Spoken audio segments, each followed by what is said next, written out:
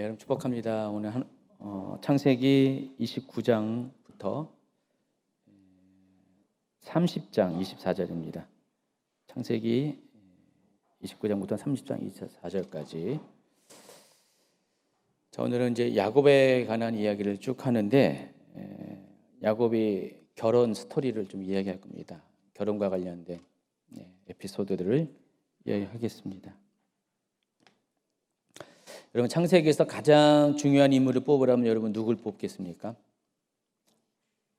아브라함이죠? 예, 그렇죠. 아브라함이 가장 중요한 인물인데, 그래서 아브라함의 이야기를 가장 많이 다루는 것으로 여러분 상식적으로 알고 있는데, 실은 알고 보면은 그렇지가 않아요.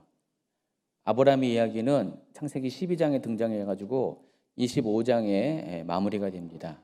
그 중간에 꼭 아브라함의 이야기 아닌 다른 이야기들이 군데군데 섞여 있지만은 아브라함이 나오는 것은 창세기 12장부터 25장까지 그 범위 내에서 아브라함이 등장합니다. 자, 그런데 그보다 더 많이 등장하는 인물이 야곱이에요. 야곱은 창세기 25장에 아브라함이 죽고 난 다음에 잠깐 이스마엘의 이야기가 그 공백 부분에 등장했다가 곧바로 25장 후반부에 야곱의 이야기가 등장을 합니다. 그래서 이 야곱의 이야기가 언제 끝나냐? 창세기 50장이 마무리가 돼요. 물론 창세기 49장에 야곱은 죽지만은 50장까지 이르러 야곱의 이야기가 계속해서 등장합니다.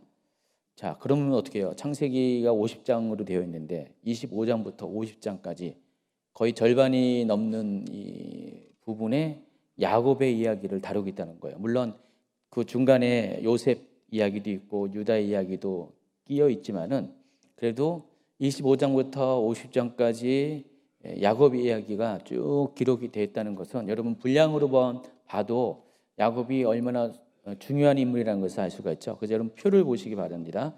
표를 보시면은 이와 같이 창세기가 1장부터 50장까지 되어 있는데 11장까지는 원 역사를 다루고 있습니다. 그래서 네 가지 주요한 사건이 등장합니다. 여기 창세기 1장부터 11장까지는. 그리고 12장부터 50장까지는 족장들의 이야기, 4명의 중요한 인물이 등장하죠. 아브라함, 이삭, 야곱, 요셉. 그런데 이 족장 이야기 중에 거의 3분의 2는 다 누구의 이야기예요? 야곱과 관련된 이야기라는 사실을 아시기 바랍니다. 그래서 우리가 항상 이 데이터를 좀 중요하게 여겨야 돼요. 이 데이터에 의하면은 알고 보면은 아브라함보다 중요한 인물이 야곱이라는 것을 알 수가 있습니다. 왜 중요할까요? 야곱이 왜 중요하죠? 바로 이스라엘의 뿌리가 되는 그 12아들을 야곱으로부터 출생되었기 때문에 그래요. 그래서 오늘은 이제 그 이야기를 좀 다루는 겁니다. 그중에 바로 그 이야기를. 그래서 이 창세기 저자가 야곱을 왜 이렇게 야곱에 관한 이야기를 많이 실었는지, 야곱이 얼마나 중요한 인물인지는 다른 것이 아니라 야곱 자체 때문에 그런 게 아니라 야곱이 바로 이스라엘 역사의 뿌리가 되기 때문에, 이스라엘 민족이라는 역사의 뿌리가 되고, 또 그 이스라엘 민족의 또 근원이 되는 게 아브라함이죠. 그래서 야곱의 이야기가 이렇게 많이 비중 있게 다뤄진 겁니다. 자, 그런 전제를 가지고 오늘 창세기 29장부터 30장 24절까지 이야기를 나누도록 하겠습니다. 먼저 창세기 29장의 이야기를 하겠습니다.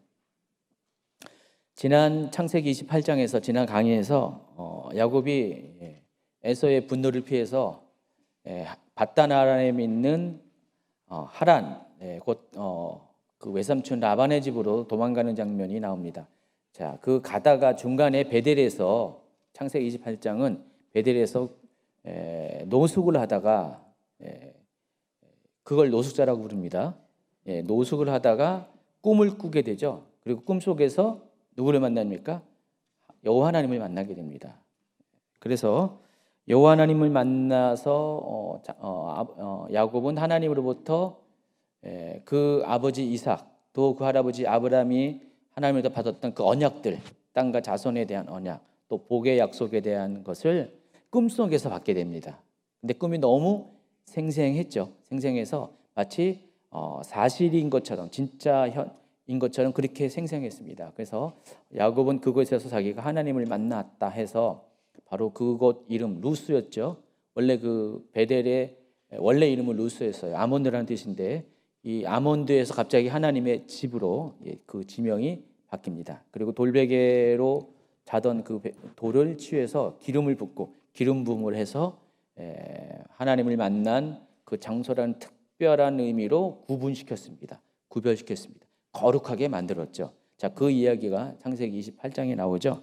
자, 그래서 이 베델에서의 그런 시간을 이렇게 겪고 난 다음에 야곱은 마침내 이제 하란으로 길을 떠납니다. 그리고 하란에 도착해서 그곳에서 외삼촌 라반의 집에 머물면서 라반의 두 딸 레아와 라헬을 아내로 맞이해서 가정을 이루고 그리고 12명의 아들을 출생하게 됩니다. 자, 그러면 이제 29장 1절부터 시작하겠습니다. 야곱이 길을 떠나 동방 사람의 땅에 이르러. 여기 동방 사람의 땅이라는 것은 구체적으로 메소포타미아 서북 쪽에 있는 하란을 의미합니다. 이때 당시의 사람들은 하란을 동방 사람의 땅이라고 불렀어요. 그러니까 가나안 땅을 기준으로 해가지고 그쪽을 동방이라고 불렀습니다. 그래서 그 하란을 가리킵니다. 여러분 하란이 어디 있는지 지도를 보시면은 하란이 지금 맨 왼쪽 아래에 지금 가나안 땅이 있고요. 쭉 이렇게 동북쪽으로 쭉 올라가면은 하란인데 하란을 중심으로 해서 여러분 강줄기가 보이죠? 위에 강이 있고 아래 강이 있습니다. 티그리스와 유프라테스 강이 있는데 이 지역을 전체적으로 메소포타미아 지역이라고 합니다. 그러니까 메소포타미아 지역은 이 두 개의 강 사이라는 뜻이기 때문에 강 길이만큼 긴 지역이에요. 상당히 긴 지역이죠.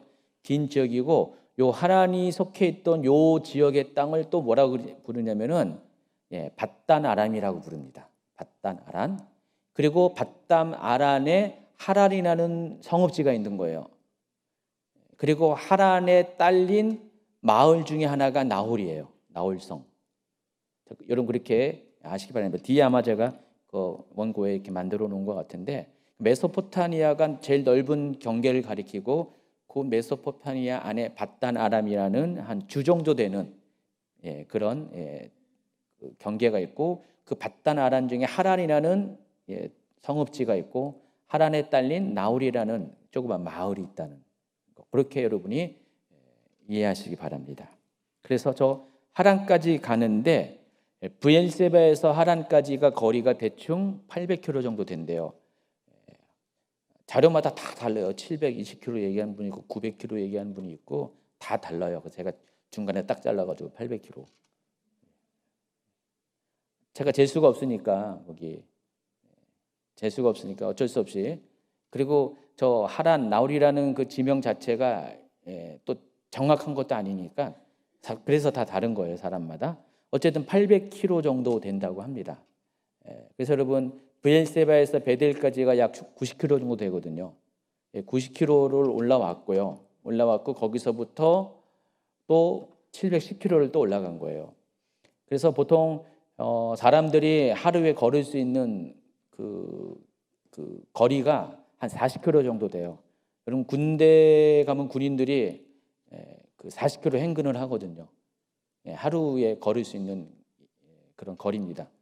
그래서 이 40km 걸을 때 보통 4km 걷고 10분 쉬고 4km 걷고 10분 쉬고 그런 식으로 해가지고 8시간 정도 10시간 정도 행군하면은 40km를 걸을 수가 있죠. 자, 이때 한 그 정도 하루에 10시간 정도 아마 군인들 걸음보다 좀 더 느렸을 수도 있어요. 여기는 또 산악 지형이기 때문에 그래서 뭐 12시간도 걸을 수 있고 해가 뜰 때부터 아마 계속 걸었을 거예요. 그래서 해가 있는 동안에 쭉 걷다 보면은 평균적으로 한 40km 하루에, 또 발걸음이 느린 사람은 한 30km, 뭐 35km 하겠죠. 그러면 최소한 20km, 20일 이상 걸어가는 거리예요. 발이 느린 사람은 거의 한 달 가까이 25일 정도 걸을 수 있는 거리입니다. 여러분 한 25일 정도 한번 걸어보세요. 매일같이. 걸을만 할까요? 굉장히 어려운 거리임이죠. 옛날에 천리길이라고 있잖아요. 우리나라 천리길. 저 밑에 지방에서 한양까지, 조선시대 때 한양까지 오려면 천리길을 온다고 했잖아요. 그 천리길이 몇 킬로예요? 40km예요. 400km. 40km가 아니라 400km. 그 천리길도 오는 것도 그냥 굉장히 길게 느껴지는 거잖아요. 그렇죠? 지금 거의 2배를 가잖아요. 그 먼 거리를 지금 걸어서 도보로 지금 가고 있습니다. 자, 근데 이 길은 어떤 길이냐? 100년 전에 누군가가 걸었던 길입니다. 누가 걸었죠? 자, 엘리에셀이 걸었던 길입니다. 물론 낙타 타고 갔겠지만은, 그 엘리에셀이 이 길을 따라, 똑같은 길을 따라서 자기의 종 아브라함의 아들, 아브라함의 상속자 이삭의 신부감을 구하기 위해서 걸어갔던 그 길과 동일한 길이라는 것입니다. 그래서 이삭의 인생은 아브라함과 여러 가지 면에서 닮아 있는 거 아시죠? 그동안 여러분 이렇게 창세기 강의하면서. 그런데 야곱 또한 아버지 이삭과도 이와 같은 면에서 상당히 닮아 있다는 것을 여러분이 확인하게 될 겁니다. 그런데 이제 아브라함과 이삭, 또 이삭에서 야곱으로 3대에 걸쳐서 이어지는 이 믿음의 선진들의 이 삶과 신앙 경험이, 이삭은 아브라함과 닮고 또 야곱은 이삭과 닮거든요. 각각 그 방향, 여기 그 어떤 특별한 면에서 좀 닮은 거예요. 3대가 똑같은 면에서 닮은 건 아닌데, 특별한 면에서 이삭은 아브라함을 닮고 야곱은 이삭을 닮았는데, 자, 이렇게 닮은 걸로 이어지는 이유가 있습니다. 왜 이렇게 3대에 걸쳐서 이렇게 비슷한 점이 많을까? 성경을 쭉 읽어보면 이거는 이삭의 아버지 아브라함 때 있었던 일인데, 이것은 야곱의 아버지 이삭 때 있었던 일인데, 뭐 이런 비슷한 것들이 이렇게 눈에 들어오거든요. 근데 왜 이렇게 비슷한 경험들이 많을까? 그 이유가 있습니다. 단지 이렇게 혈통적으로 이렇게 그래서 그런 게 아니라, 이들이 걸어가고 추구하는 방향이 똑같기 때문에 그래요. 하나님을 중심으로 해서 아브라함도 하나님의 언약을 받고 그 언약을 성취하는 그런 것을 위해서 아브라함의 인생 자체가 거기에 따라가고 있습니다. 이삭도 마찬가지고 야곱도 마찬가지고. 그래서 그 같은 공통점이 있어요. 하나님과의 관계 속에서 특별히 언약을 성취하는 중요한 인물이라는 것에 공통점이 있기 때문에, 그와 같은 이유 때문에 이 세 사람은 서로 닮은 점이, 또 그 사건들이, 비슷한 사건들이 일어날 수밖에 없다는 것입니다. 다시 말해서 동일한 그 인생의 목표, 삶의 목표, 또 믿음의 목표가 있기 때문에 훈련과 연단의 과정도 자연스럽게 비슷한 것으로 겪게 된다는 것입니다. 그래서 비슷한 사건들이 일어날 수밖에 없습니다. 자, 그런 의미에서 야곱은 지금 겉으로는 에서를 피해서 도망자의 신세로 지금 바단 하란에 있는 하란으로 가고 있잖아요. 자, 그런데 알고 보면은 하나님의 구속사의 섭리에 보면은 궁극적으로는 100년 전 이삭을 대신해서 엘리에셀이 이삭의 신부를 구하기 위해서 그곳을 간 것처럼, 순수한 영적 혈통의 신부감을 구하기 위해서 그렇게 간 것처럼, 지금 야곱 또한 그와 같은 동일한 목적에서 지금 하란을 향해서 나아가고 있다는 것입니다. 그러니까 겉으로 보이는 것은 에서를 피해서 도망자로서 가는 것처럼 보이지만은, 그러나 하나님의 인도하심의 궁극적인 그 목표점은 바로 똑같이, 이삭의 경우와 똑같이 그 순수한 영적 혈통을 구하기 위해서, 신부감을 찾기 위해서 그곳으로 가고 있다는 사실을 아시기 바랍니다. 자, 그런데 100년 전에 엘리에셀이 그 길을 갈 때는 어때요? 신부와 신부 가족을 위한 풍족한 지참금과 선물을 가지고 아주 당당하게 거길 갔잖아요. 그렇죠? 그런데 지금 야곱은 뭐가 달라요? 찌질이가 돼서 간 거예요, 지금. 완전히 그냥 아무것도 없는 빈 털터리가 돼가지고요. 정말 이렇게 나그네 신세가 돼가지고 불쌍한 신세가 돼가지고 쫓기듯이 그곳을 갑니다. 곧 차이점이 있습니다. 자, 그렇지만은 이 모든 것도 하나님의 섭리였습니다. 하나님이 야곱을 그렇게 인도하셨다는 것입니다. 생각해 보세요. 어차피 이브가도 보내고 이삭도 보낼 때 뭐 이양 보내는 거 야곱 잘 봐달라고 뭔가 이렇게 특별한 재물을 딸려서 보낼 수도 있잖아요, 그렇죠? 이삭이 돈이 없는 것도 아니고 은금을 이렇게 줘서 보낼 수도 있고요. 여러 가지 이렇게 지참금을 챙겨서 충분히 보낼 수 있어요. 낙타도 줄 수도 있고 막 그랬잖아요. 그런데 그런 거 없이 빈손으로 그것을 가게 됩니다. 근데 그것도 그와 같이 행하시는 하나님의 섭리가 있었다는 사실을 아시기 바랍니다. 뒤에 가면은 레와 라헬과의 결혼을 통해서 하나님이 일부러 그와 같은 환경들을 허락하셨다는 것을 확인하게 됩니다. 그리고 야곱이 라반의 딸을 처음으로 만나는 장면도 100년 전 상황과 상당히 비슷합니다.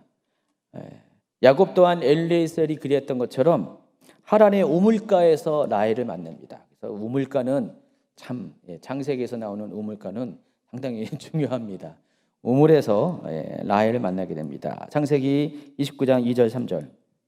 본즉 들에 우물이 있고 그 곁에 양 세 떼가 누워 있으니 이른 목자들이 그 우물에서 양 떼에게 물을 먹임이라. 큰 돌로 우물 아귀를 덮었다가 모든 떼가 모이면 그들이 우물 아귀에서 돌을 옮기고 그 양 떼에게 물을 먹이고는 우물 아귀 그 자리에 다시 그 돌을 덮더라. 자, 그런데 여기서의 우물은 앞서 엘리에셀이 리브가를 만났던 그 우물과는 다른 우물이에요. 제가 이걸 좀 봤더니 뭐 이렇게 연구자들 이거를 말씀을 연구하시는 분들이 똑같은 우물이라고 많이 얘기해요. 여러분들이 똑같은 우물이라고 같은 우물이라고 얘기하는데 제가 잘 살펴봤더니 같은 우물이 아니에요. 다른 우물이에요. 왜 그러냐면은 창세기 24장에서 나오는 우물은 마을 사람들이 식수로 사용하는 공동 우물이었습니다. 그래서 지금 엘리에셀은 그 바로 마을 바깥에 있거든요. 마을과 연결되는 마을의 그 바운더리 바깥에 있습니다. 그래서 마을과 붙어 있는 우물입니다. 마을과 붙어 있는 우물인데 이 마을 그 우물로 간 이유가 뭐냐면은 그때 당시에 그 여인들이 아직 결혼하지 않은 처녀들이 하는 것 중에 하나가 아침 저녁으로 물을 길러 오는 것입니다. 선선할 때쯤 돼 가지고 낮에는 더우니까 아침 저녁으로 선선할 때 되면은 그날 필요한 식수를 길러 옵니다.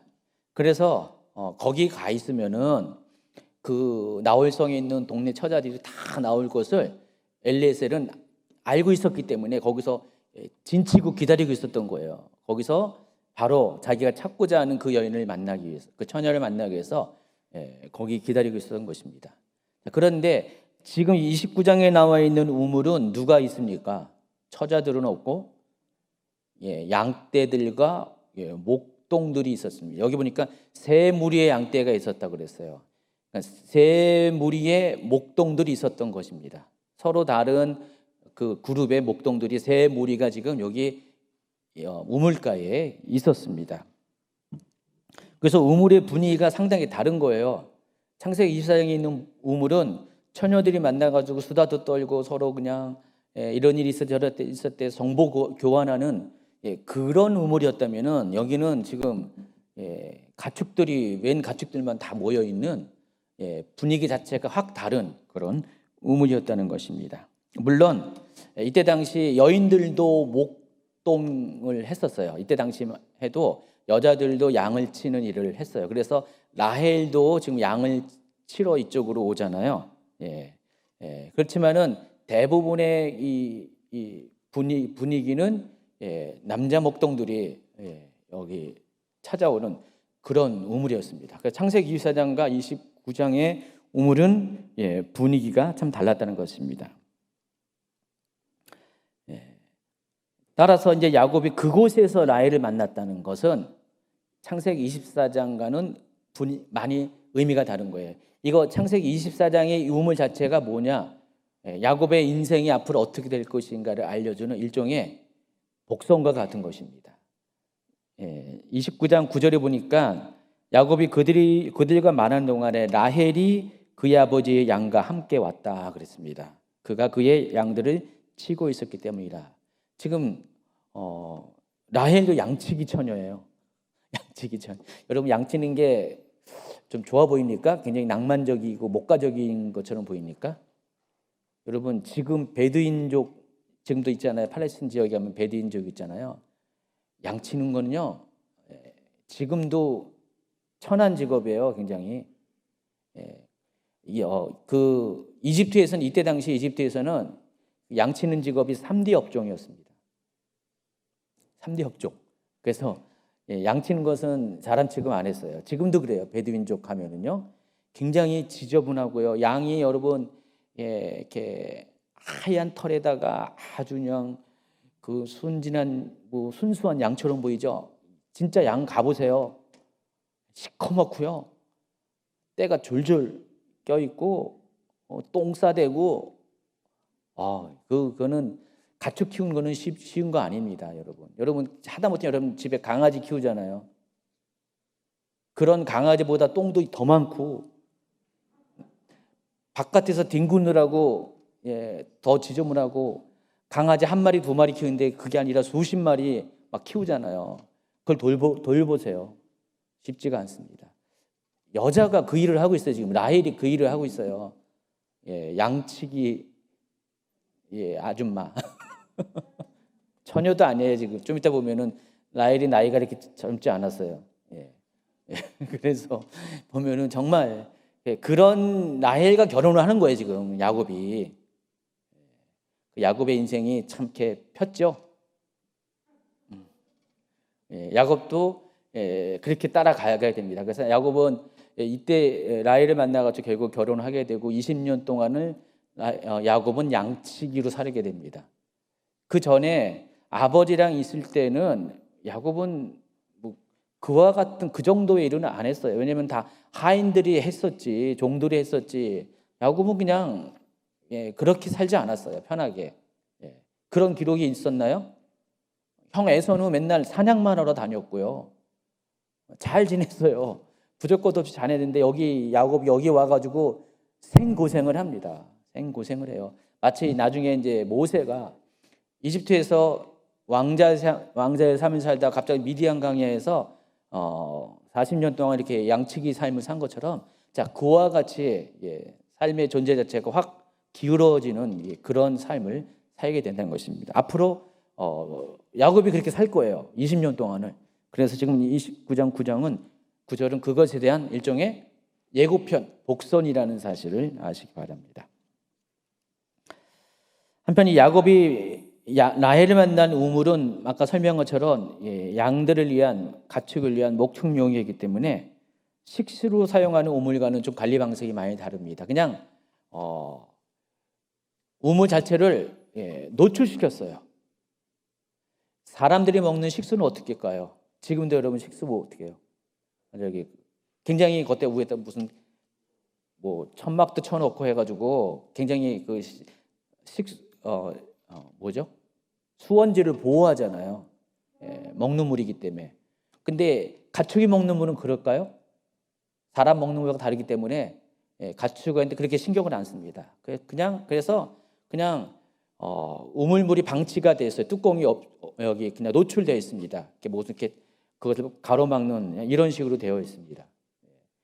그나마 여기는 그나마 뚜껑이 있습니다. 돌로 만든 뚜껑을 만들어서 이거는 거기 있는 뚜껑은 아니고 한국에 있는 뚜껑이에요. 제가 비슷한 그림 얘기 이럴 것이다 해가지고 갖다 놨습니다. 돌로 만든 뚜껑입니다. 저 돌 뚜껑을 이렇게 올려놨어요. 그 이유가 뭐냐면은 뜨거운 날씨에 물이 증발되는 것을 막으려고. 그리고 또 거기에 또 어떤 일이 있습니까? 막 뭐 먼지나 모래나 이런 불순물들이 막 이렇게 많이 나무 잎사귀나 이런 것도 많이 들어가잖아요. 그거 이렇게 그래도 어느 정도 오염물질을 막으려고. 또 세 번째는 잘못하다가 동물들이 가다가 빠져서 익사할 수도 있고 사람도 빠질 수 있고. 그래서 그나마 그런 것 때문에 돌뚜껑을 갖다 놨어요. 그래서 그 돌뚜껑 무게가 오늘 이 성경에 보니까 한 명이 움직일 수 있는 그런 무게가 아니에요. 아까 저런 돌이라면 어떡할까요? 몇 명이 같이 남자들이 같이 움직여야 할 수 있는 그런 무게의 돌뚜껑입니다. 그래서 이때 당시 여기서 창세기 29장에 있는 우물에서 만난 목동들의 대화를 쭉 들어보면은 이들의 방식이 나름대로 있었어요. 저녁 무렵에 이제 양들을 다 들에서 다 치우고 목초지에서 다 양들을 풀을 먹이고 저녁 무렵에 이제 집으로 갈 때 이 우물 앞에 다 모입니다. 모여가지고 때가 다 이렇게 모여가지고 먼저 온 순서대로 줄을 서는 거예요. 1번, 2번, 3번 쭉쭉 서요. 이미 세 번이 와 있어요. 세 그룹의 양떼가 와 있어요. 이미 이렇게 순번이 세 번이 됐습니다. 그런 식으로 계속 이렇게 있다가 이제 저녁에 여기 목동들이 다 양을 데리고 모이면은 그때 가서 뚜껑을 엽니다. 그리고 먼저 온 순서대로 차례차례 양들을 먹이고 보내는 겁니다. 그런 식으로 매일매일의 이 지역의 목동들만의 그런 우물 사용하는 공동 규약이 있었다는 것입니다. 자, 그런데 그때 이제 그 야곱이 거기에 있는 목동들에게 묻습니다. 어디서 왔는가를 묻습니다. 4절. 야곱이 그들에게 이르되 내 형제여 어디서 왔느냐? 그들이 이르되 하란에서 왔노라. 어디서 왔냐고 물었을 때 이 목동들이 어디서 왔다고 그랬어요? 하란에서 왔다고 했습니다. 자, 그들이 하란에서 왔다는 대답을 들은 야곱은 곧바로 외삼촌 라반에 대해서 묻습니다. 5절. 야곱이 그들에게 이르되 너희가 나홀의 손자 라반을 아느냐? 근데 여러분 좀 이렇게 이상하지 않습니까? 보통은 누구의 아들 누구 이렇게 말하는 게 보통적인 상식이잖아요. 근데 여기는 나홀의 아들 라반, 그러니까 부두엘의 아들 라반 압니까? 묻지 않고요. 나홀의 손자 라반을 묻습니다. 네, 야곱이 이렇게 묻는 이유가 부두엘보다 이 지역에서 유명한 인물이 나홀이에요. 왜냐면은 나홀은 우르에서 데라의 아들로서 먼저 여기 와가지고 여기 이 나홀이라는 마을을 개척한 사람이에요. 그래서 그 나홀의 이름을 따서 그 마을 이름을 나홀성이라고 졌잖아요. 그래서 나홀에 대해서는 이미 지명도 있기 때문에 사람들이 알지만은 부두엘은 잘 모를 수가 있어요. 그래서 지금 야곱은 나홀의 손자 라반에 대해서 묻습니다. 아까 제가 서두에 설명한 것처럼 18번 슬라이드 보여주시면요. 이렇게 메소포타미아, 바단 아람, 또 하란, 이 나홀이라는 그 지명들이 이렇게 점점 가면 갈수록 좁아지는 개념이라는 것을 여러분이 아시기 바랍니다. 가장 넓은 범위의 지역 명칭이 메소포타미아고 메소포타미아 안에 있는 바단 아람이라는 지역이 있고요. 그 바단 아람 안에 하란이라는 성읍이 있고 하란에 딸린 나홀이라는 마을이 있다. 이렇게 헷갈리지 마시기 바랍니다. 이게 아마 여러분 좀 헷갈렸을 거예요, 그동안. 그렇죠? 그래서 제가 이참에 정리해 드립니다. 자, 야곱이 목동들에게 라반에 대해서 묻고 있을 때 때마침 라헬이 그곳을 찾아옵니다. 6절. 야곱이 그들에게 이르되 그가 평안하냐? 이르되 평안하니라. 그의 딸 라헬이 지금 양을 몰고 오느니라. 자, 이것도 좀 리브가가 엘리에셀을 만날 때하고 비슷하지 않아요? 하필은 그 타임에 그 시간에 리브가가 왔는데 여기도 라헬이 왔잖아요. 아니 꼭 라헬이어야 될 필요 없잖아요. 여기는 딸이 둘이 있는데 레아도 올 수가 있었잖아요. 근데 라헬이 옵니다. 그렇죠? 그러자 야곱은 서둘러 목자들을 보내려는 마음에서 목자들에게 먼저 왜 이렇게 돌을 이렇게 놓고 양들을 먹이고 사람들이 그 다른 양떼들이 오기 전에 먼저 왔으면은 먼저 먹고 가지 않고 왜 그렇게 머물고 있냐라고 이렇게 합니다. 야곱이 이렇게 한 이유가 뭘까요? 야곱은 워낙에 이렇게 머리가 잘 돌아가는 사람이기 때문에 양들이 다 오면 어떻게 돼요? 나중에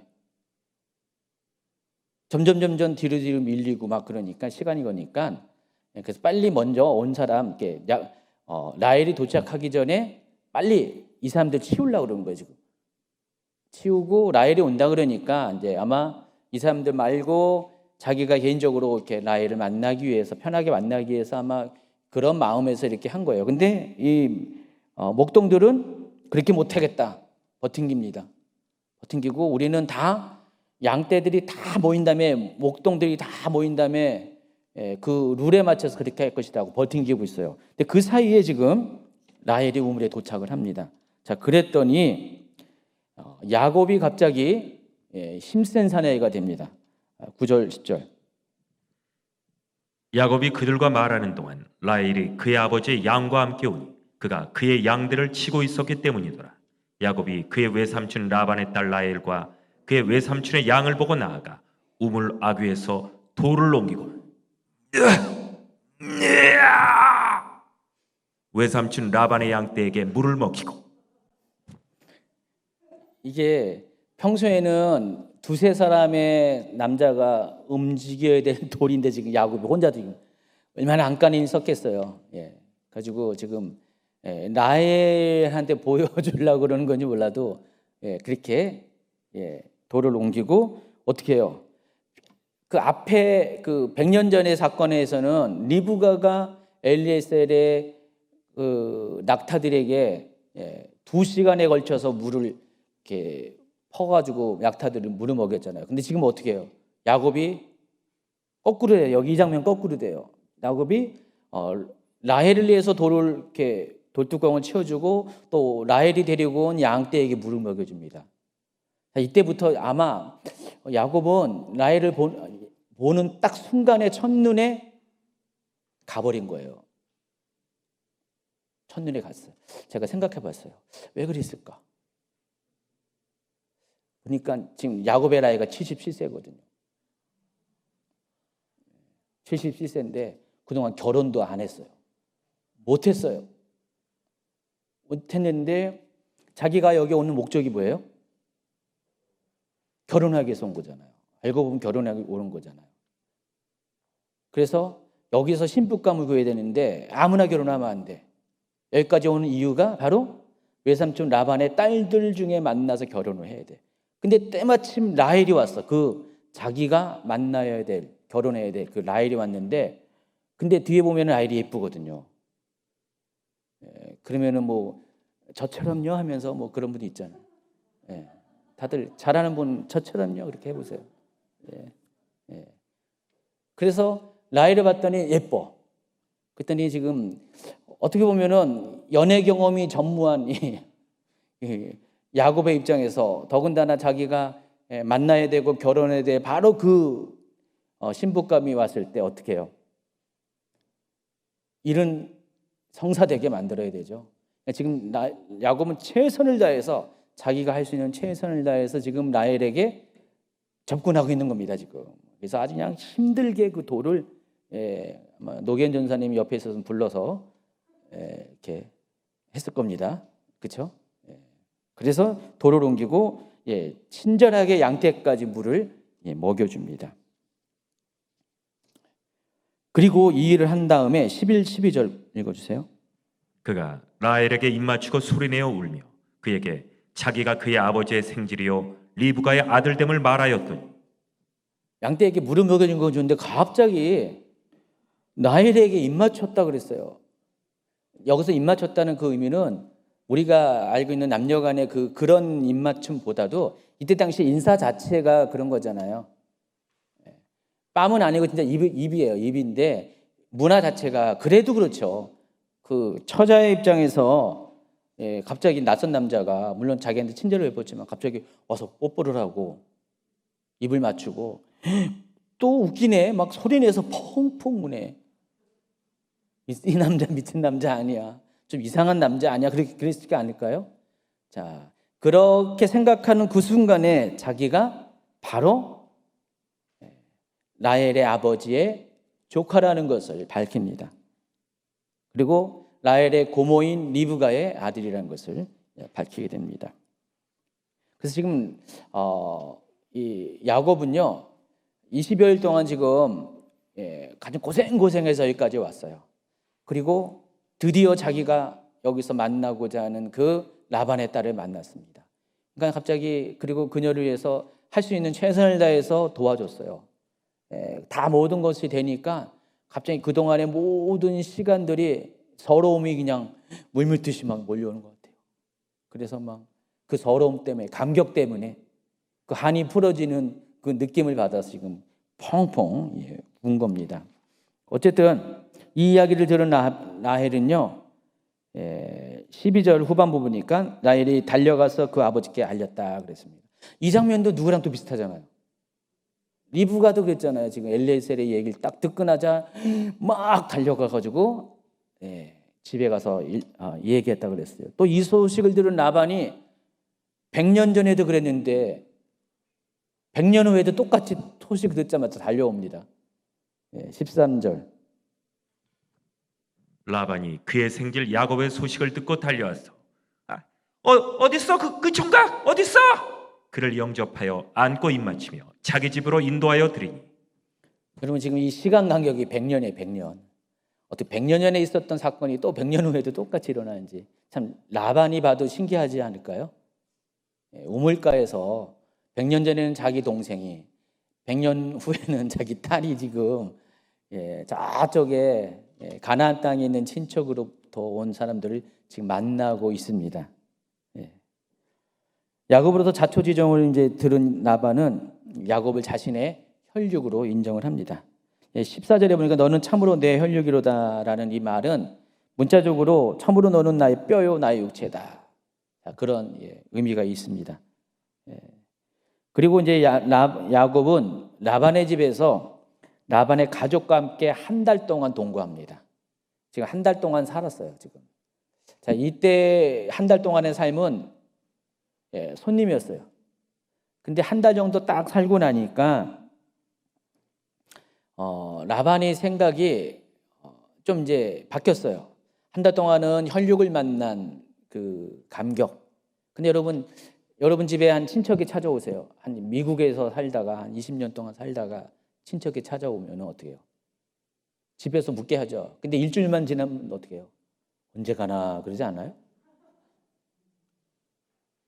그렇죠? 일주일도 너무 길어요. 한 3일만 돼도 좀 가지 뭐 하면서 다른 집 가든지 뭐 친척이 여기밖에 없나 그러나요? 지금 한 달 동안을 이렇게 살아요. 근데 더군다나 지금 야곱은 떠날 상황이 아니야. 얘기를 쭉 들어보니까 한동안 여기 있어야 돼. 그러니까 라반 생각에 자 그렇다면은 그냥 있는 것이 아니라 야곱이 일을 하면서 여기에 거처하는 것이 좋겠다라는 생각이 들었어요. 근데 한 달 동안 야곱이 뭐 했을까요? 놀고 먹었을까요? 그러지 않았을 것 같아요. 지금 라반이 지금 야곱을 이렇게 제안을 하는 이유는 다른 것이 아니라 한 달 동안 지켜본 야곱이 뭐 뒤에도 여러분 야곱의 실력이 능력이 증명되잖아요. 성실하고 또 이렇게 총명하고 일을 참 잘하는 것을 봤어요. 그러니까 그 라반은 그냥 내가 그냥 여기서 한 달 동안 하면서 일도 했는데 대가 없이 일하는 게 아니라 차라리 오래 있을 거면은 우리 여기 그 일꾼처럼 대우를 받고 차라리 여기 계약을 맺어서 있는 것이 좋지 않냐라고 권면을 합니다. 자, 이때 라반의 나이가 어느 정도 됐냐면은 약 120세 최소한 120세 이상이에요. 무슨 말인지 아세요? 리브가가 동생이잖아요. 리브가가 한 20세 전후에 약 100년 전에 이렇게 만났잖아요. 그 라반은 당연히 리브가보다 최소한 몇 살 위에 있을 것이고, 그래서 이때 리브가의 나이가 117세였거든요. 117세였어요. 지금 이 나이는 어떻게 계산하냐면은 거꾸로 가면은 역순으로 다 계산할 수가 있습니다. 그래서 라반은 최소한 120세 이상이었어요. 그래서 120세 정도 되는 이 라반이 지금 77세 되는 조카인 야곱에게 어린애에 대하듯이 이렇게 할 수는 없잖아요. 그래서 이와 같은 어른 대 어른으로 그 계약을 맺고자 합니다.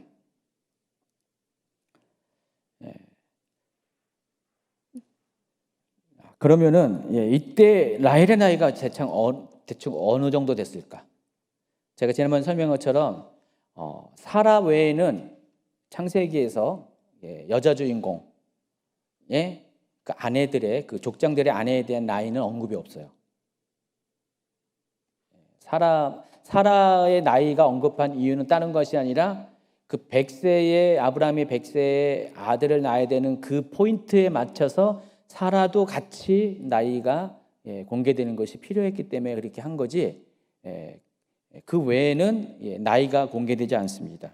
그래서 리브가의 나이도 대충 결혼할 때 어느 정도라고 추측을 한 거고, 자, 라헬의 나이도 역시 여기서 추측할 수밖에 없습니다. 몇 가지 단서가 있는데 리브가의 경우에는 24장 보니까 그 소녀는 리브가를 말합니다. 보기에 심히 아름답고 지금까지 남자가 가까이 하지 아니한 처녀더라 그랬어요. 이런 언급이 있었는데 레와 라헬에 대해서는 이렇게 말합니다. 29장 16, 17. 라반에게 두 딸이 있으니 언니의 이름은 레아요 아우의 이름은 라헬이라. 레아는 시력이 약하고 라헬은 곱고 아리따우니. 요 정도밖에 언급이 없어요. 그래서 정확하게 몇 살의 나이인지 모르지만은 적어도 리브가처럼 소녀는 어린 소녀는 아닌 거예요. 어린 처녀는 아닌 것은 분명해요. 만약에 어린 처녀였으면 그에 대한 언급이 조금이라도 있을 가능성이 있잖아요. 그렇죠? 근데 그에 대한 언급이 전혀 없어요.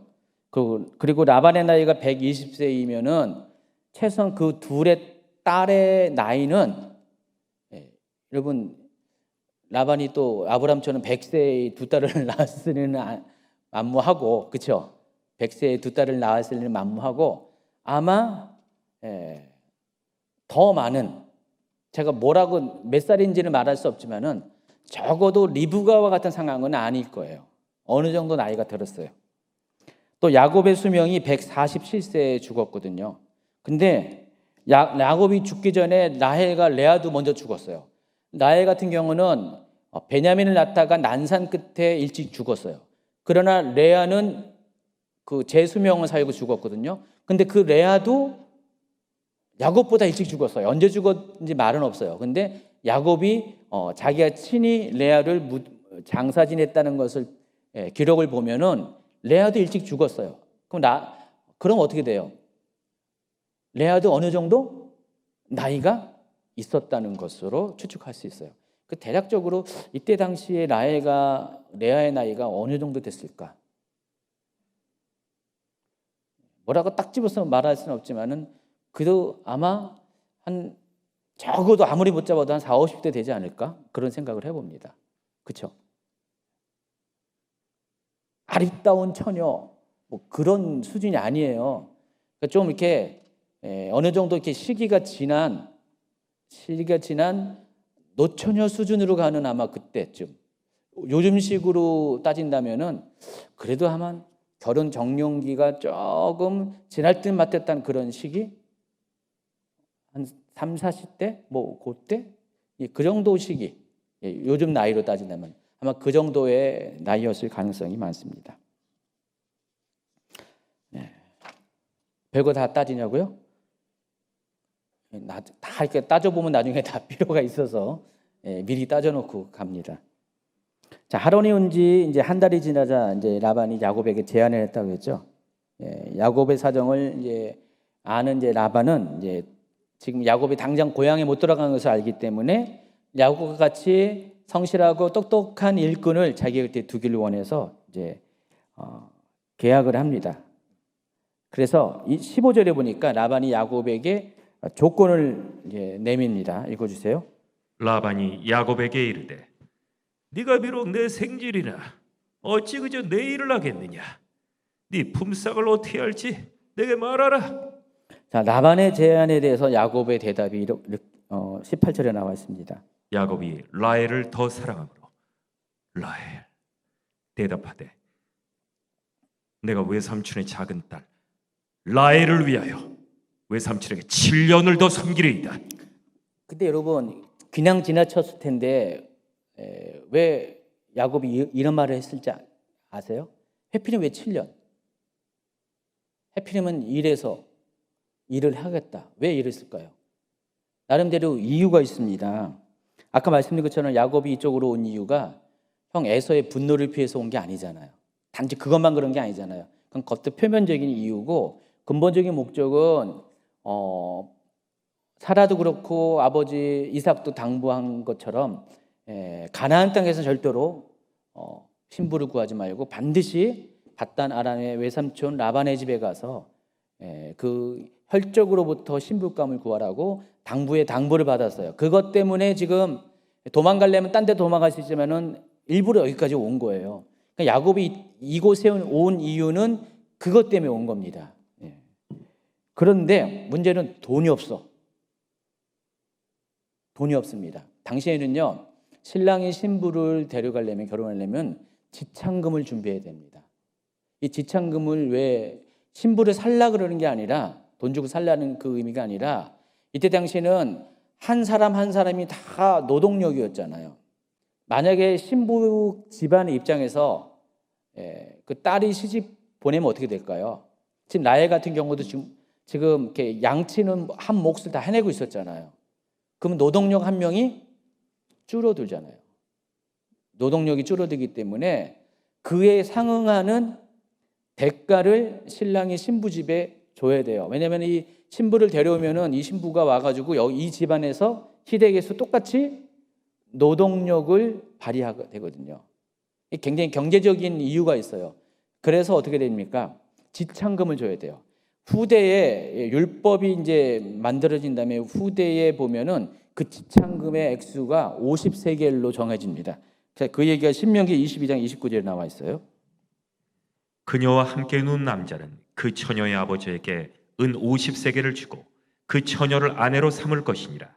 그가 그 처녀를 비천하게 하였은즉 평생토록 그녀를 버리지 못하리라. 그러니까 지참금이 은 50세겔인데 오늘 창세기 기사와 비슷한 시기의 고대 이 바벨론 지역에서는요, 저기 갈대아 이런 데 지역에서는 임시 노동자의 한 달 임금이 2분의 1세겔 또는 1세겔이었대요. 그래서 지금 회전력이 빠른 이 야곱은요, 순식간에 그걸 계산한 거예요. 50세겔을 한 달로 끊어서 계산해 봤더니 7년 정도만 일하면은 그 50세겔에 대해서 자기가 그 임금을 마련할 수가 있다. 그것을 순식간에 계산을 한 겁니다. 머리가 아주 그냥 잘 돌아가죠, 야곱이. 그래서 그 얘기를 한 거예요, 지금. 여기 자기에겐 지금 돈이 없으니까 그 라헬을 데려오려면 지참금을 줘야 되는데 그 지참금을 마련할 수 없으니까 대신 내가 7년 동안 일하면은 그 50세겔에 해당하는 그 임금을 받게 되니까 그것으로 지참금을 이렇게 줘서 7년이 차면은 내가 라헬을 아내로 데려오겠다. 지금 그 제안을 한 겁니다. 그러니까 지금 야곱은 처음부터 목적 자체가 신부를 구하기 위해서 온 거기 때문에 지금 돈 얼마를 달라 그런 소리가 아니라 아예 7년 동안 일하면은 신부를 달라, 라헬을 달라라고 제안을 한 겁니다.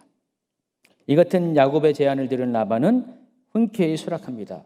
굉장히 좋아요. 왜냐면은 어차피 지금 자기한테 손해 볼 거 없잖아요. 지금 당장 7년 동안 그 야곱이라는 일 잘하는 그 일꾼을 얻게 됐고요. 또 어차피 자기 혈족한테 조카한테 딸을 시집 보내는 것도 좋고, 그래서 양쪽이 다 좋기 때문에 그와 같은 계약에 이릅니다. 19절. 라반이 이르되 그를 네게 주는 것이 타인에게 주는 것보다 나으니 나와 함께 있으라. 자, 그와 동시에 라반은 뭘 생각했냐? 100년 전의 일을 또 기억했어요. 100년 전에 리브가를 떠나보낼 때 그 엄청나게 많은 그 지참금과 선물 받았던 그 기억을 떠올리면서 지금 얘기를 들어보니까 야곱이 지금 비록 도망자로 왔지만은 어차피 이삭의 모든 것을 상속받는 상속자잖아요.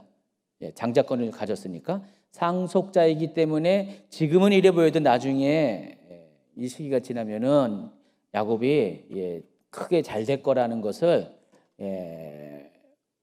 알았어요. 알아서 이왕이면은 자기 딸을 야곱에게 보내는 것이 장래가 있을 것이다라고 빨리빨리 지금 이렇게 야곱하고 라반이 굉장히 머리 싸움이 대단합니다. 싸움보다도 굉장히 머리가 회전들이 다 빠른 사람들이에요. 그래서 그와 같은 생각을 해서 흔쾌히 수락을 합니다. 자, 계약이 성사되자 그때부터 야곱은 이제는 정식으로 일꾼으로 일하기 시작합니다. 그리고 7년의 시간을 단 며칠 보낸 것처럼 훌쩍 지나갔습니다. 그만큼 야곱은요 라헬을 너무 사랑했어요. 나중에 보면은요 야곱에게는 라헬밖에 없어요. 참 야곱을 보면은 장단점이 참 많은데 비록 야곱이 자기의 의도와는 상관없이 아내들을 많이 거느렸지만은 그건 어쩔 수 없는 거고 야곱이 평생 사랑한 여자는 한 명밖에 없었어요. 라헬밖에 없었습니다.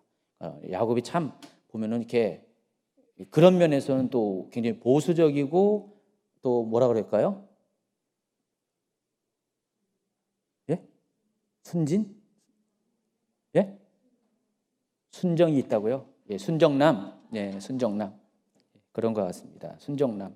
평생 야곱은 한 여자를 사랑했어요. 예. 어떻게 해요? 순정남이?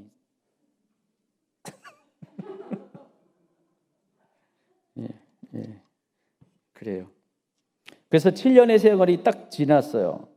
근데 21절에 보면은 20절부터 읽어주세요. 야곱이 라헬을 위하여 7년 동안 라반을 섬겼으나 그를 사랑하는 까닭에 7년을 며칠같이 여겼더라. 야곱이 라반에게 이르되 내 기한이 찼으니 내 아내를 내게 주소서. 내가 그에게 들어가겠나이다. 들어가겠나이다라는 것은 어디 들어가겠다는 거예요?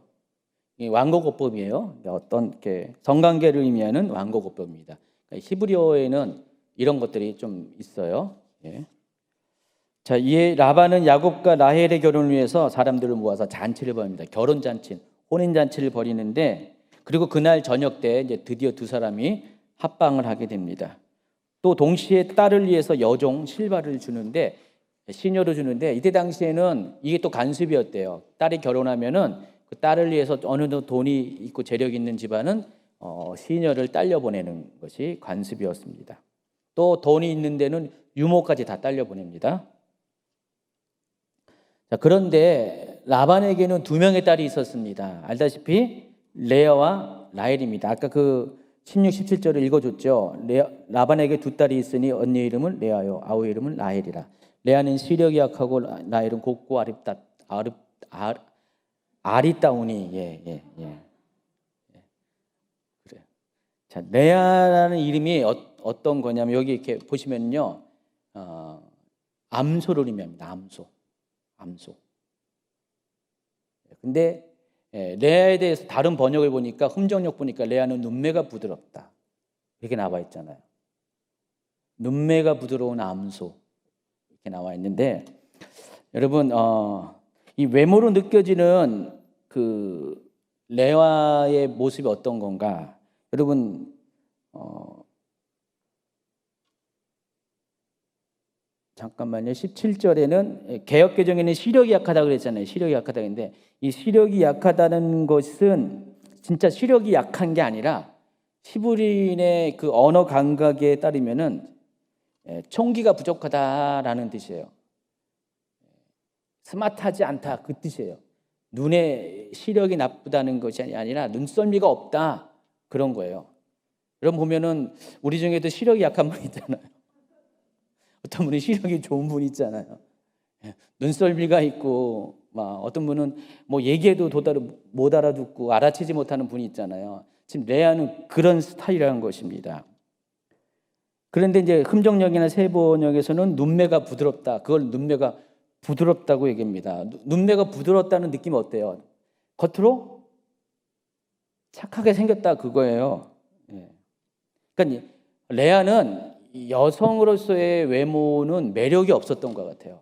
그냥 착하고 순진하고 뭐 그런 여성상? 자, 이에 비해서 라헬은 어떨까? 라헬은요, 뜻이 암양이라는 뜻입니다. 레아는 암소, 라헬은 암양. 알고 보면 이름이 별것도 아니에요, 그렇죠? 예, 대단한 이름인 줄 알았더니 암소하고 암양이네.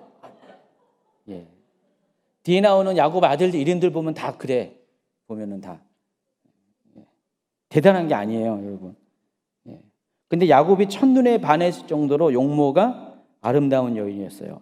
아까 그 개역개정에는 라헬은 곱고 아름다워 그랬는데 함정적으로 읽어보면은 라헬은 아름답고 잘생겼다라. 세 번역에는 라헬은 몸매가 아름답고 용모도 예뻤다. 근데 문제는 레아는 비록 외모는 그랬지만은 심성이 착하고 잘 인내하는 그런 여인이었어요. 근데 이 라헬을 보면 뒤에 얘기를 보면은 아주 그냥 성질이 좀 있어요. 성질이 있고 자기가 애를 못 낳는데 왜 남편을 막 이렇게 들들 볶고 막 바가지 긁고 막 그래요. 툭하면 시기 질투하고 인간적인 방법을 다 쓰고 그런 여인이었어요. 그래서 여러분 소 같은 경우는 어때요? 굉장히 둔하잖아요. 암소, 레아 둔한데 뒤에서 또 이 양은 또 소와는 달이 더 빠르잖아요. 그래서 제가 이 두 자매를 보니까 레아는 일종의 곰 같은 마누라고요. 라헬은 여우 같은 마누라예요. 근데 알았어요. 남자들은 곰 같은 마누라보다 여우 같은 마누라를 좋아한다는 것을 성경을 통해서 알았어요.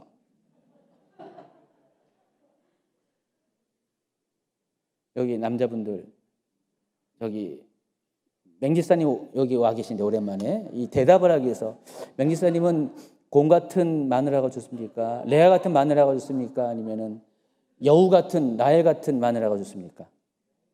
예? 크게 얘기해 주세요.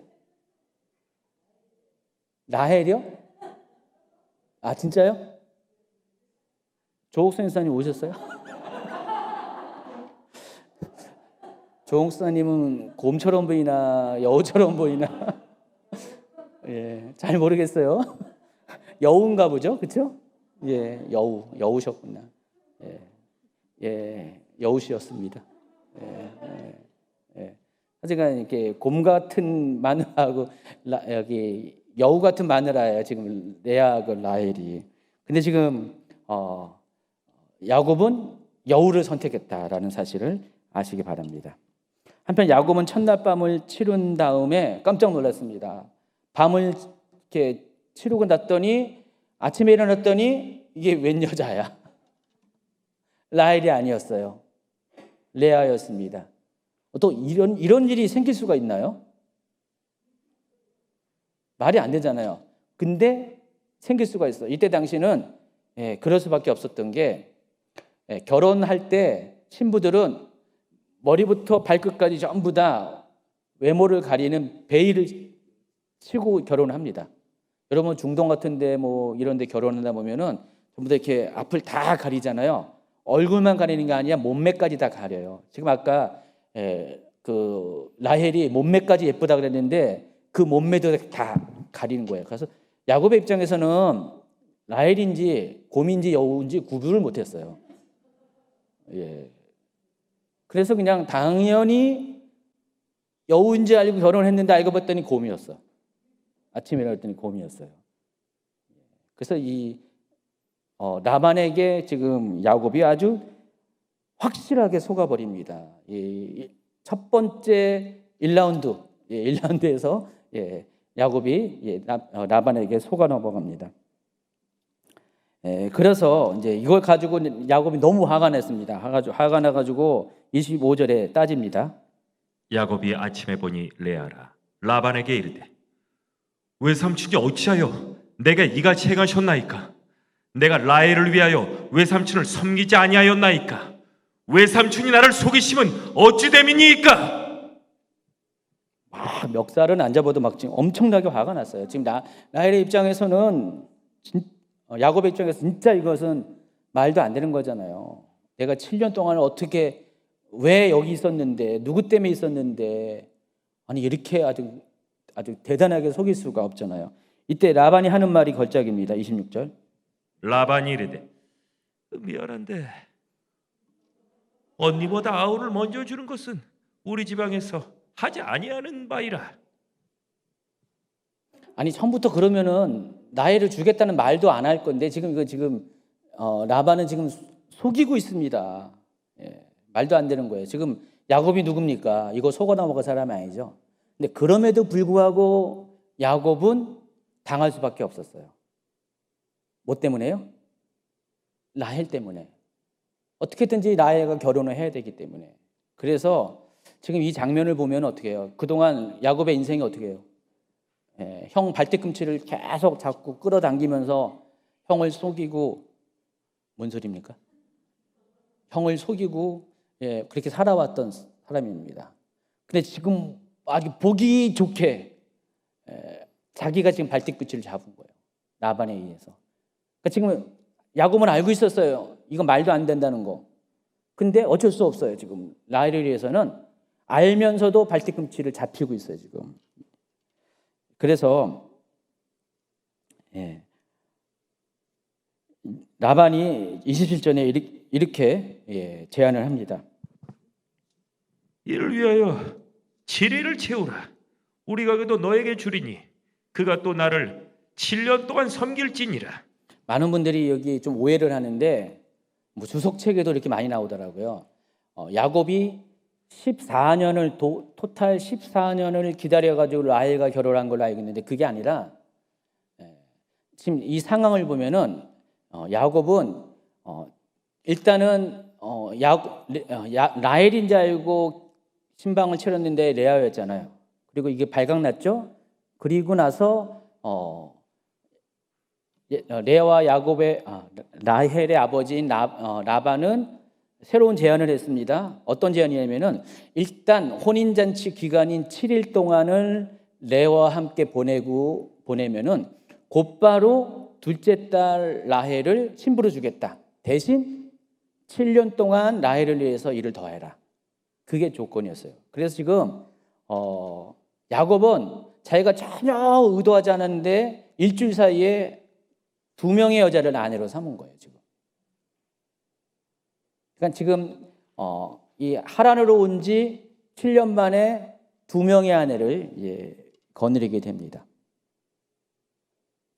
그래서 여러분 14년이 아니라 7년이라는 것을 아시기 바랍니다. 그래서 이 7년에 왜 또 일을 합니까? 7년의 일은 똑같이 은 50세겔의 지참금을 해당하는 그 기간 동안 일을 하게 됩니다. 14년의 시간이 지난 후에 그때가 이제 라헬이 드디어 요셉을 낳을 때예요. 요셉을 낳자마자 야곱은 이제 다음 주에 이제 이 부분을 설명할 건데 의무 기간을 채운 거예요. 야곱의 목적은 단 한 가지 아내를 구하는 건데 원래는 라헬을 얻었으면은 그 7년 안에 바로 내려갔을 거예요. 고향으로. 굳이 여기서 지금 있을 필요가 없잖아요. 신부를 얻기 위해서 온 건데 근데 갑자기 라반한테 속아가지고 7년을 더 일해야 됐어요. 그 7년이 또 채워졌어요.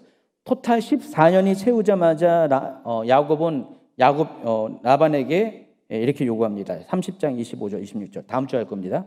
라헬이 요셉을 낳았을 때 야곱이 라반에게 이르되 나를 보내어 내 고향 나의 땅으로 가게 하시되 내가 외삼촌에게서 일하고 얻은 처자를 내게 주시어 나로 가게 하소서. 내가 외삼촌에게 한 일은 외삼촌이 아시나이다. 이렇게 14년 후에 이제 바로 그 의무기간을 채운 다음에 떠나고자 합니다. 근데 결국은 이제 최종적으로는 6년을 더 있게 됩니다. 야곱이 다음 주에 이야기하겠습니다. 어쨌든 이렇게 해서 2명의 아내를 맞이했고 라반은 레아에게 그랬던 것처럼 라헬 또한 여종 빌하를 시녀로 주게 됩니다. 그게 29절, 39절에 나와 있습니다. 이제 29장 31절부터 30장 24절까지 야곱의 자녀들에 대한 이야기를 이야기하겠습니다. 29장 31절부터 30장 24절까지는요. 야곱의 자녀들이 출생하는 이야기가 계속해서 연속적으로 이어집니다. 아까 말씀드린 것처럼 야곱은 하란에 70세에 도착했습니다. 그리고 7년 후인 84세에 한 주 간격으로 2명의 아내를 맞이했고요. 또 추가적으로 뒤에 2명의 여종을 또 아내로 맞이하게 됩니다. 그래서 요셉이 태어나기까지 요셉이 이제 14년째 되는 해에 요셉이 태어났잖아요. 7년째 되는 해부터 결혼해가지고 그때부터 이제 임신하고 아마 이제 8년째 되는 해에 이제 첫 아이가 태어났겠죠, 르우벤이. 그때부터 7년 동안 4명의 아내로부터 11명의 아들, 또 1명의 딸을 보게 됩니다. 여러분 7년 동안 자녀가 12명이 생긴 거예요. 7년 동안. 그동안 84세가 되도록 결혼도 못하고 노총각으로 살다가 여자 손 한 번 못 잡고 있다가 갑자기 졸지에 7년 만에 아내가 4명 생기고 자녀가 12명이 생겼어요. 자, 이 야곱의 인생이 참 희한하죠. 그런데 야곱이 이걸 원했던 것도 아니잖아요. 야곱은 그냥 오로지 그냥 라헬 한 명만 만나서 결혼하기 원했는데 하나님의 계획은 야곱의 의도와는 전혀 상관없이 이렇게 말도 않는 그런 일들을 허락하게 됩니다. 자, 그런데 이 일은 하나님의 섭리 가운데 움직이는 거였어요. 야곱도 비록 이렇게 인지하지 못했지만은 하나님께서 이미 베델에서 야곱에게 약속한 것이 있었어요. 창세기 28장 13절부터 15절. 또 본즉 여호와께서 그 위에 서서 이르시되 나는 여호와니 너의 조부 아브라함의 하나님이요 이삭의 하나님이라. 내가 누워 있는 땅을 내가 너와 네 자손에게 주리니 네 자손이 땅의 티끌같이 되어 내가 서쪽과 동쪽과 북쪽과 남쪽으로 퍼져나갈지며 땅의 모든 족속이 너와 네 자손으로 말미암아 복을 받으리라. 내가 너와 함께 있어 내가 어디로 가든지 너를 지키며 너를 이끌어 이 땅으로 돌아오게 할지라. 내가 내게 허락한 것을 다 이루기까지 너를 떠나지 아니하리라 하신지라. 가정을 해봐요. 만약에 외삼촌 라반이 신부를 바꿔치기 하는 속임수가 없었다면, 또 만약에 야곱이 평생 사랑했던 라헬이 일찍 자녀를 출생했다면 지금 이와 같은 결과가 생길 수가 없었습니다. 그렇죠? 만약에 야곱이 속지 않았으면은, 라반에게 속지 않았으면은 야곱은 7년 이상을 거기 머물 이유가 없었고 4명의 아내를 얻을 필요도 없었고 더군다나 12명의 아들이 태어날 이유가 없었습니다. 근데 이건 전혀 야곱의 의도와는 상관없이 이상한 방향으로 지금 야곱의 인생이 이렇게 간 거예요. 근데 이 모든 일의 배경에는 하나님의 섭리가 있었다는 것입니다. 왜 그러냐? 지금까지 하나님은 어떻게 해요? 아브라함에게 상속자 약속의 씨 딱 1명 이삭을 허락했죠.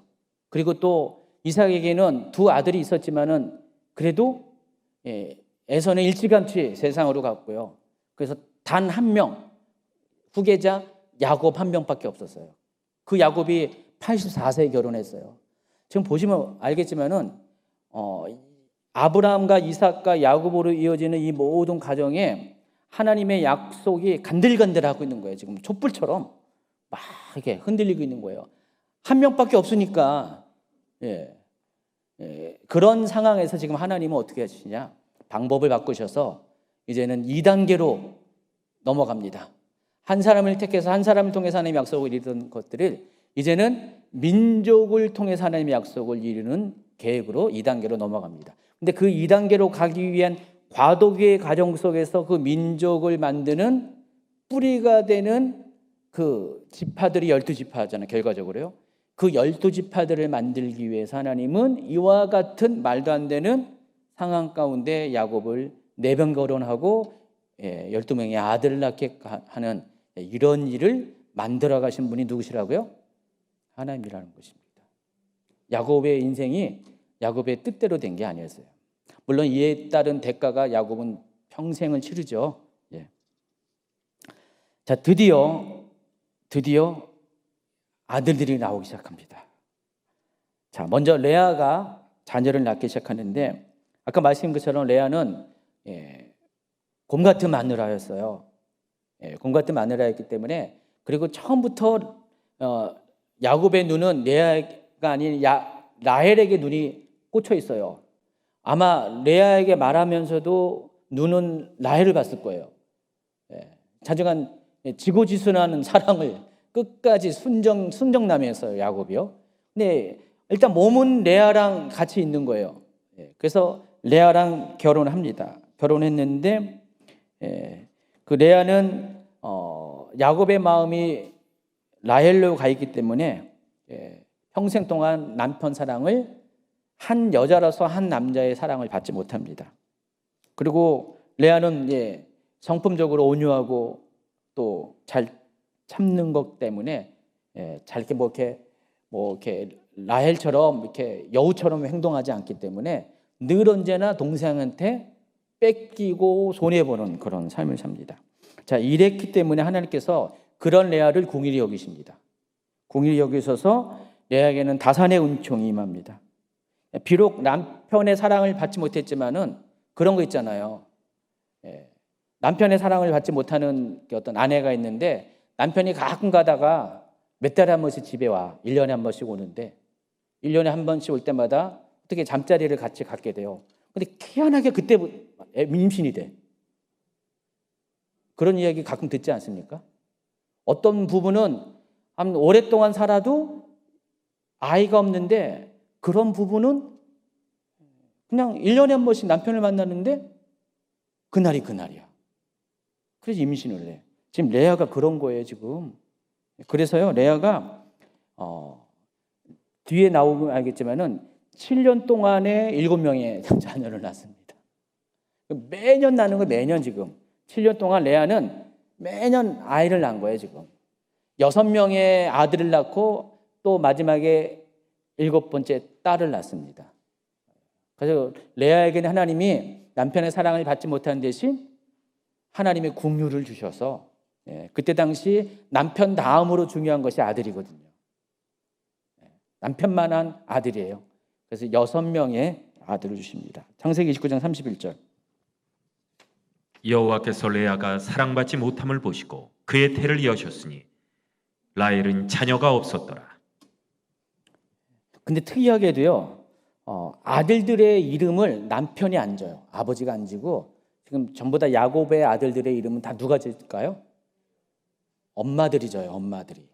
근데 이 이름을 잘 살펴보면은요, 이름 속에는 이 여인들의 한가, 질투와 투쟁과 이런 것들이 다 녹아져 있어요. 이름 안에. 이름 안에 그 자기의 한을 다 집어넣어. 자기가 당했던 모든 그런 힘든 것들, 또 기대하는 모든 것들이 다 이름 안에 다 들어갑니다. 그래서 12명의 아들 이름 안에는 이 야곱 가문의 그 모든 허물들, 또 자정한 그 속살들이 다 여기 이름 가운데 투영이 되고 반영이 됩니다. 자, 르벤은 이름이 뜻이 뭘까요? 여기 보면은 두 단어로 되어 있습니다. 이게 보라라는 단어와 아들이란 두 단어로 되어 있어요. 레우벤 해가지고 히브리어로 발음하면은 르벤이 아니라 레우벤인데, 이게 어떤 뜻이냐? 보라 아들이다라는 뜻이에요. 왜 이름을 줬을까요? 왜 이름을 줬을까요? 지금 아마 레아가 르벤이 출생할 때 애가 딱 나오자마자 뭘 봤을까요? 뭘 봤을까요? 아들인지 딸인지를 봤어요. 딸은 그다지 의미가 없어요, 이때 당시에. 아들은 상속자예요. 남편을 대신할 거예요. 남편이 죽으면 아들이 가장이 돼요. 그 가장의 어머니예요, 지금. 마치 여러분 여기 왕들을 보면은 그 왕궁에 왕을 둘러싼 뭐 왕비도 있고 후궁도 많이 있잖아요. 근데 그 여인들이 뭘 암투합니까? 아들을 낳기 위해서. 그리고 아들을 낳은 건 1차적인 목적이고, 둘째는 그 아들이 왕을 있게 하는 거. 그와 똑같은 거죠. 그래서 지금 레아는 애를 낳자마자 곧바로 아마 유모한테, 산파한테 뭐예요? 아들이에요, 딸이에요? 물었을 거예요. 그랬더니 산파가 자 보세요. 그랬을 거 아니에요. 와 보라 아들이다. 그 이름이 됐습니다. 그만큼 지금 이 르벤이라는 이름 안에는 그 레아의 한이 맺혀 있는 거예요. 그리고 이제는 이제 자기가 그동안에 남편으로부터 받은 서름, 동생으로부터 받은 그 힘든 것들을 다 이제는 극복할 수 있다라는 그런 기대감 속에 보라 아들이라는 이름으로 지었습니다. 자, 그런데 그럼에도 불구하고 아까 했잖아요. 순정파 야곱은 끝까지 레아를 돌보지 않고 그럼에도 불구하고 아들을 낳았음에도 불구하고 여전히 라헬에게 마음이 가 있습니다. 라헬은 계속해서 남편을 독차지합니다. 아마 이렇게 매일매일 남편이 이렇게 일해서 들어오면은 아마 야곱은 레아 집으로 안 갔어요. 레아가 있는 방으로 안 갔을 거예요. 거의 대부분을 라헬한테 갔을 것입니다. 가끔 가다가 1년에 한두 번씩 정말 이렇게 레아 집으로 가는 아마 그런 상황이었을 것 같아요. 그래서 레아는 여전히 아들 낳았음에도 불구하고 슬펐습니다. 그때 하나님께서 또 1년에 한 번 야곱이 방문했는데 또 임신을 합니다. 그래서 두 번째 아들 낳는데 두 번째 아들 이름이 뭡니까? 시므온입니다. 들으심이란 뜻이에요. 자, 하나님이 내 고통스러운 처지를 들었다 해서 시므온이라는 이름을 짓습니다. 세 번째 또 아들을 낳는데 여전히 야곱의 마음은 레아가 아닌 라헬에게 가 있고 그래서 그렇지만 하나님의 은총은 반대로 계속 레아에게 임합니다. 그래서 레아가 세 번째 아들 낳는데 그 이름이 레이로 짓습니다. 레이의 뜻은 뭐예요? 연합하다, 결속이라는 뜻입니다.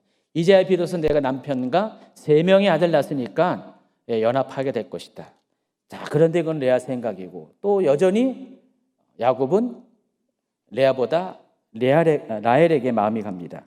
그래서 네 번째 아들을 허락하시는데 이번에는 그 이름이 예후다, 유다입니다. 찬송이라는 뜻이에요. 그래서 이 네 명의 아들을 낳고 나서 이제 레아는 마음을 바꿉니다.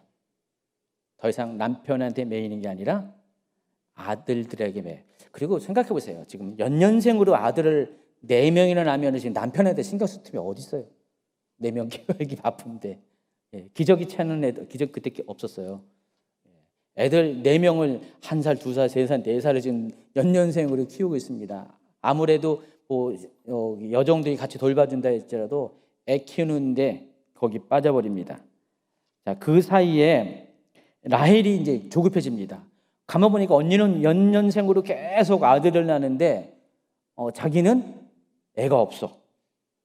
그래서 그때부터 언니를 시기하고 그 탓을 남편 야곱에게 쏟아놓습니다. 30장 1, 2절. 라헬이 자기가 야곱에게서 아들을 낳지 못함을 보고 그의 언니를 시기하여 야곱에게 이르되 내게 자식을 낳게 하라. 그렇지 아니하면 내가 죽겠노라. 야곱이 라헬에게 성을 내어 이르되 그대를 임신하지 못하게 하신 이는 하나님이시니 내가 하나님을 대신하겠느냐? 무시워. 다른 번역에 보면은 야곱의 이 분노가 불같이 임했다라고 했습니다. 지금 야곱이 지금 봐도 라헬이 하는 짓이 너무 그런 거예요. 자기가 사랑하긴 사랑하지만은 너무 여우짓하고 지금 이 상황에서 어떻게 야곱 탓입니까? 그렇죠? 그렇게 많이 자기를 만나줬는데도 임신을 못하는 거는 야곱 탓이 아니잖아요. 야곱이 문제가 있으면 레아가 이렇게 자녀들을 많이 낳을 수가 없잖아요. 지금은 분명히 라헬 자기 탓인데도 불구하고 지금 남편에게 막 돌리는 거예요.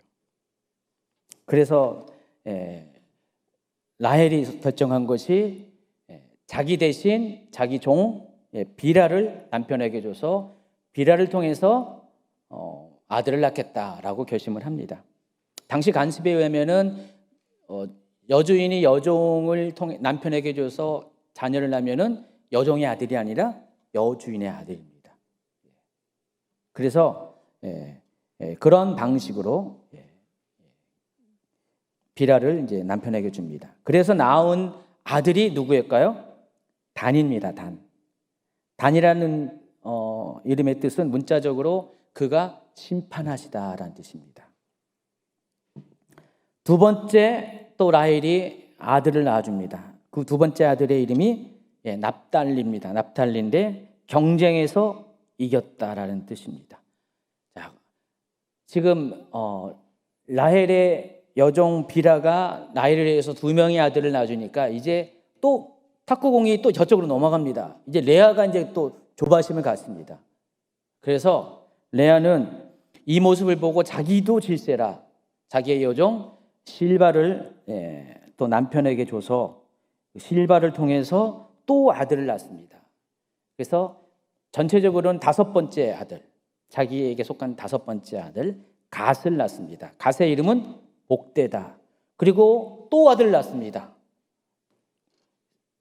여섯 번째 아들이 나는 기쁘다, 기쁜 자라는 아쉐르입니다. 이렇게 보시면은 두 자매가 서로 애 낳기 경쟁을 하고 있어요.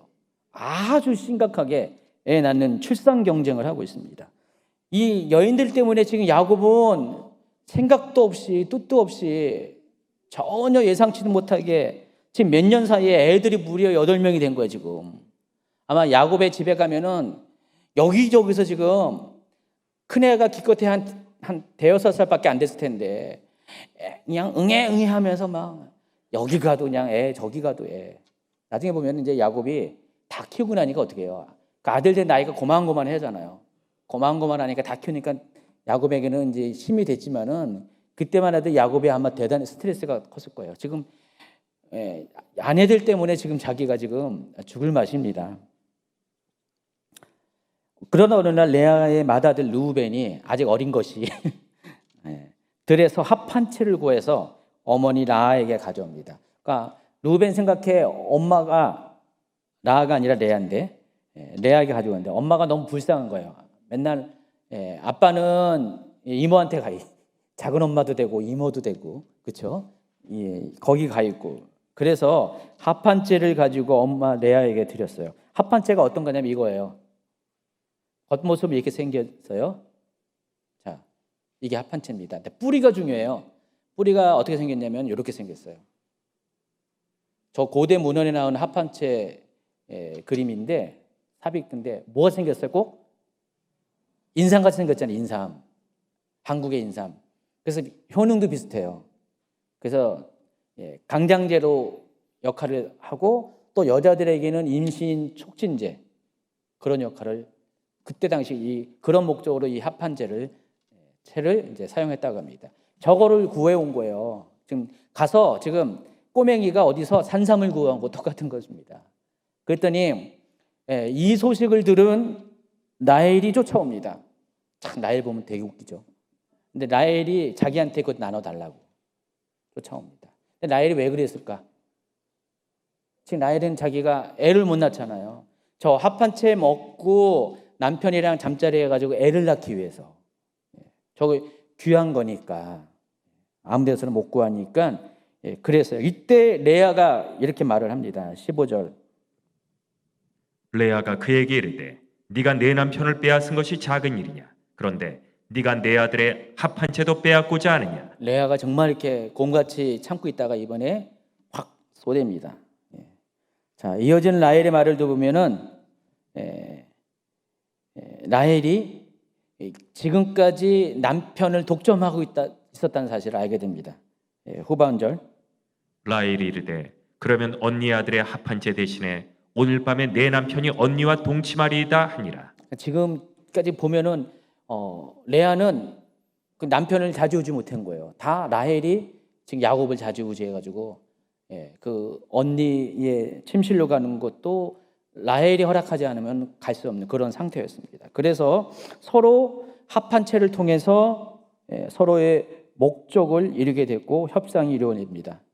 그날 저녁 드디어 이제 레아는 떳떳하게 당당하게 남편이 들어갈 때 자기 침실로 들어올 수 있도록 이렇게 기회를 만듭니다. 그리고 또 그날 밤 하나님 또 임신시키게 합니다. 참, 레아는 대단하죠. 가끔 이렇게 잠자리를 갔는데 잠자리를 갔을 때마다 하나님이 임신시켜 줍니다. 그렇죠? 예.